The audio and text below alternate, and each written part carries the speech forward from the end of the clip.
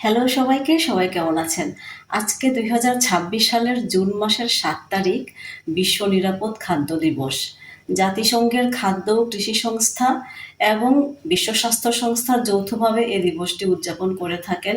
খাদ্যজনিত অসুস্থতা প্রতিরোধ, শনাক্ত এবং নিয়ন্ত্রণের প্রয়োজনীয়তা তুলে ধরতে এবং নিরাপদ খাবারের গুরুত্ব সম্পর্কে জনসচেতনতা বাড়াতে কিন্তু এই দিবসটি পালন করা হয়ে থাকে। খুব দারুণ না ব্যাপারটা?